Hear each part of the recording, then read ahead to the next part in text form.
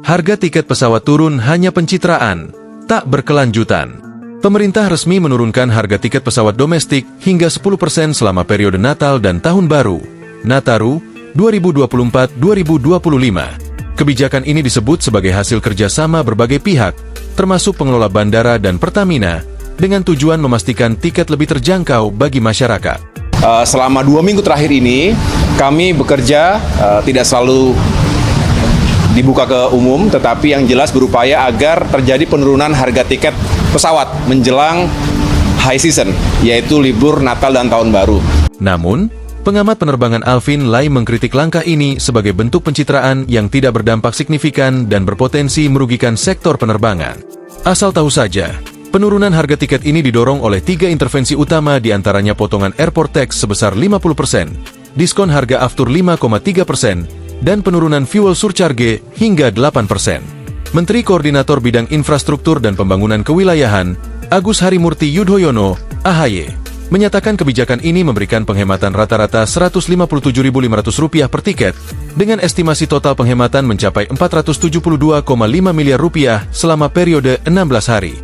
Namun, Alvin Lai menilai kebijakan ini tidak efektif dalam jangka panjang.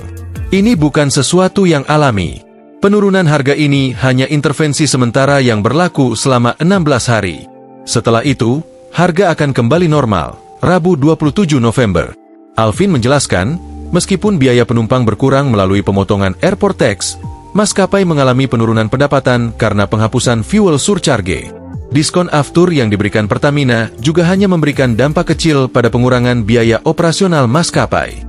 Kontribusi aftur pada biaya operasional maskapai mencapai 40%. Diskon 5% hanya menurunkan biaya sekitar 2%, sedangkan pendapatan maskapai turun hingga 8%. Jadi, maskapai tetap mengalami kerugian sekitar 6%, ungkapnya. Ia juga menyoroti bahwa kebijakan ini tidak akan signifikan mendorong peningkatan jumlah penumpang. Kenaikan penumpang pada periode Nataru lebih karena siklus tahunan, bukan karena harga tiket turun. Penumpang biasanya sudah merencanakan perjalanan jauh hari sebelumnya, termasuk anggaran. Penurunan harga tiket tidak serta-merta membuat orang mendadak bepergian, jelas Alvin. Selain itu, ia mengkritik pemerintah yang tidak memperhatikan komponen lain dari biaya perjalanan.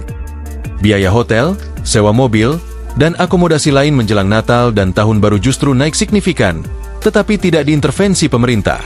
Jadi, harga tiket pesawat hanya sebagian kecil dari total biaya perjalanan, tambahnya. Alvin juga memperingatkan potensi dampak negatif kebijakan ini terhadap keberlanjutan maskapai dan keselamatan penerbangan. Maskapai membutuhkan pendapatan lebih di musim sibuk untuk menutupi beban operasional tambahan, seperti tenaga kerja lembur dan rute kosong. Dengan kebijakan ini, pendapatan mereka justru dipangkas. Jika terus berlanjut, kesehatan finansial maskapai bisa terganggu, yang pada akhirnya berdampak pada aspek keselamatan, ujarnya. Download Tribun X sekarang, menghadirkan lokal menjadi Indonesia.